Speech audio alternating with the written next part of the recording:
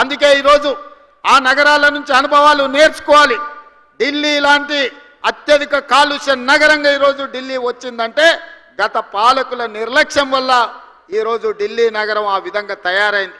అందుకే ఈరోజు ఈ అభివృద్ధి కార్యక్రమాలే కాదు, మూసీ డెవలప్మెంట్ను చెయ్యాలని, మూసీ నదిని ప్రక్షాళన చెయ్యాలని, మూసీ నదిని పునరుజ్జింపజేయాలని హైదరాబాదులో కాంక్రీట్ జంగల్గా మారి వర్షాలు వస్తే ఎక్కడికక్కడ రోడ్ల మీద వరదలు వచ్చే పరిస్థితి వచ్చింది.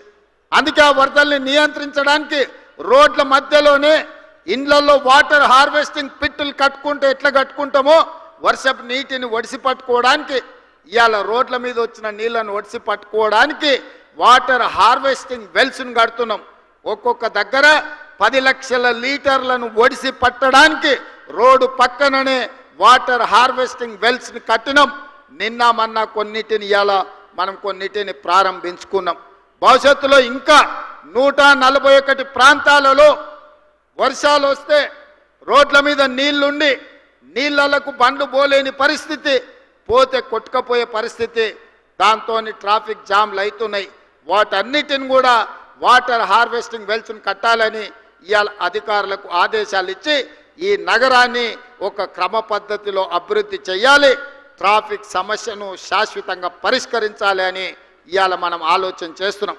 అందుకే ఈరోజు ఎంతమంది ఎంత విష ప్రచారం చేసినా, రియల్ ఎస్టేట్ దెబ్బతిన్నదని సోషల్ మీడియాలో ప్రకటనలు చేసినా, ఇవాళ సూటిగా మీడియా మిత్రుల ద్వారా తెలంగాణ సమాజాన్ని నేను చెప్పదలుచుకున్నా.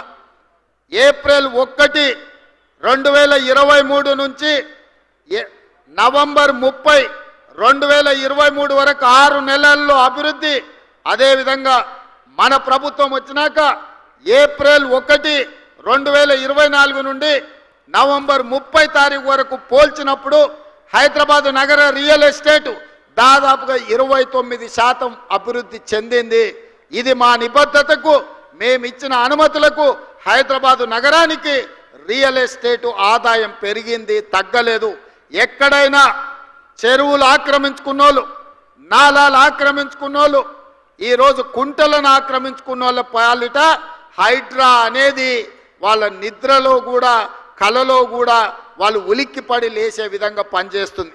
హైడ్రా మీ ఆస్తుల దగ్గరికి రాలే, మీ అనుమతులున్న నిర్మాణాలు కూలగొట్టలే, అక్రమంగా చెరువుల్లో, అదేవిధంగా కుంటలలో, అదేవిధంగా నాలాలు ఆక్రమించుకొని హైదరాబాదు నగరాన్ని అభివృద్ధిని అడ్డుకొని దెబ్బతీసి ఈరోజు ఆ నీళ్లు రోడ్ల మీదకి వస్తుంటే వాటి ఆక్రమణలు తొలగించడానికి మాత్రమే హైడ్రా పనిచేస్తుంది.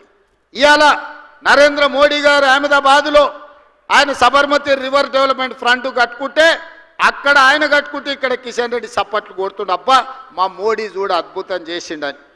25 ఏళ్ల నుంచి కిషన్ రెడ్డిని హైదరాబాద్ ప్రజలు భుజాల మీద మోసిరు. ఆయన మాత్రం మూసీ రివర్ డెవలప్మెంట్ ఫ్రంట్ వద్దు, ఎందుకంటే హైదరాబాద్ నగరంలో మూసీ అభివృద్ధి అయితే మోడీ కంటే మంచి పేరు తెలంగాణకు వస్తుంది కాబట్టి మేము కాళ్ళలో కట్టె పెడతాం, మూసీని కట్టనీయం, అట్లట్లా కడతాం, మూసీలో పోయి పండుకుంటాం అంటుండు. నువ్వు మూసీలో పండుకున్నా, మూసీలో మునిగి మీరు ఆత్మహత్య చేసుకున్నా ఇక్కడ ప్రజలు మిమ్మల్ని పట్టించుకోరు. కిషన్ రెడ్డి గారు, మీరు నిజంగానే మీకు చిత్తశుద్ధి ఉంటే మోడీ దగ్గరికి వెళ్ళి కేంద్ర ప్రభుత్వం నుంచి ఓ 25,000 కోట్ల రూపాయలు మూసీ రివర్ అభివృద్ధి కోసం నిధులు